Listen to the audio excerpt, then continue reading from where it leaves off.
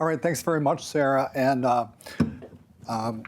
first of all, I want to just hold up the memory of Howard. I'm very happy you mentioned Howard Kunruther. Howard and Paul Kleindorfer were founders of the climate research at Wharton, and we miss them a lot. And in particular, sorry Howard wasn't here for Professor Berkauer's presentation on insurance, because one of his big ideas was insurance. But that's not what I'm going to talk about. I'm going to talk about ESG and why it ain't necessarily good for the climate, which you might think. Why is someone at Wharton saying such a thing? I've had a friendly conversation with Veet Hennish, I see back there, going about what is ESG all about and what are the benefits for the climate and what might be some of the problems for the climate. So if you listen to champions of what I'll call mainstream ESG, which is based on financial materiality, says this is going to be great for the climate because we're going to see all of the ways in which we can find millions of dollars to invest in the new business ideas that are going to make climate solve the climate problem. So this is all going to be good. And on first glance, it looks like that makes sense. So if you think about it, E, S, and G are all relevant to the climate problem. The climate emergency is obviously an environmental issue. It has a social dimension, as we've already been hearing here on a number of levels. It has to do with inequalities of wealth from north and south and otherwise. So it has to do with the just transition with respect to the energy problem. And its solution requires good governance to occur in the corporations of the world and the firms of the world. So we need transformation in that sense. So that makes sense. Doesn't it make sense that that's going to be all good for the climate? And my answer is, it ain't necessarily so. Now, I may debut I don't usually sing, but it ain't necessarily so. It ain't necessarily so. These things they purport in each corporate report, they just ain't necessarily so. Okay, I didn't really sing. Okay, I was too afraid. Sarah sang, so I was going to try to model her.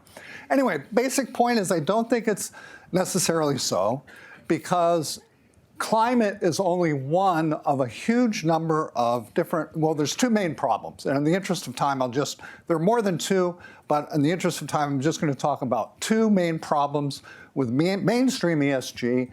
Now, this doesn't mean that we might be able to change our ESG understanding, and that's going to be the punchline that I'm going to give you, how we move to beyond ESG.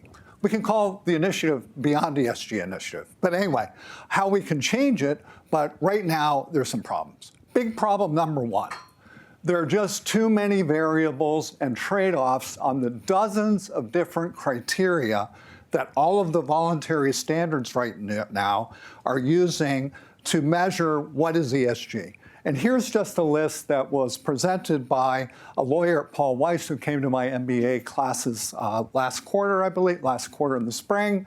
And you'll see that there's climate change and GHG emissions appear on this, but it's also with all these other different factors. So how are you actually going to get traction on what's the largest, arguably, the largest existential crisis that we have right now, if you're also expecting business to do all of these other things, some of them very important, like human rights, diversity. There's lots of other very important things that businesses should do.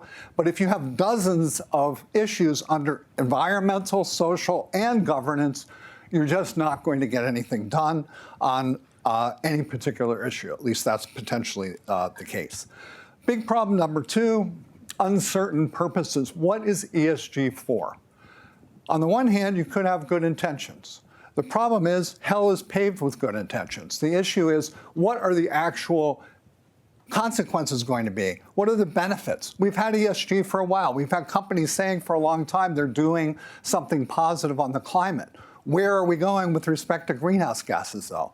We're going in the wrong direction. I have 2 minutes, so I better hurry up. There's a lot of bullshit. Harry Frankfurt just died recently, and the definition of bullshit, it's a technically, philosophically acceptable term, is saying things with no regard with whether they're true or not. And the problem with that is there's a lot of greenwashing. Many journalists have said this. I wanted to go into a lot of it. Is there fraud? Yes. Goldman Sachs just settled a case with the SEC. Mellon also just other companies, Mellon included, just settled a case with the SEC. Okay, so the problem is that we have uncertain purposes. We have lots of trade-offs that we don't know about. So what's the solution? I have 1 minute to tell you the solution very quickly. It's law. The European Union has 2 new regulations that are going into effect: the Sustainable Finance Disclosure Regulation, the Corporate Sustainability Due Diligence Directive. You can tell they're very new. The last one I mentioned was just passed in June 2023. That's one solution. Secondly, just last week, the state of California passed the Climate-Related Finance Risk Act, the Climate Corporate Data Accountability Act. I have detailed these on a blog. I don't have time to tell you more about them, but the answer is the European Union, California will have what's called a Brussels effect that I knew Bradford at Columbia Law School talks about. The Brussels effect that was going to affect the way corporations are going to be required to disclose about climate and other issues, and a California effect. And you almost held up your 0 time, but thanks very much.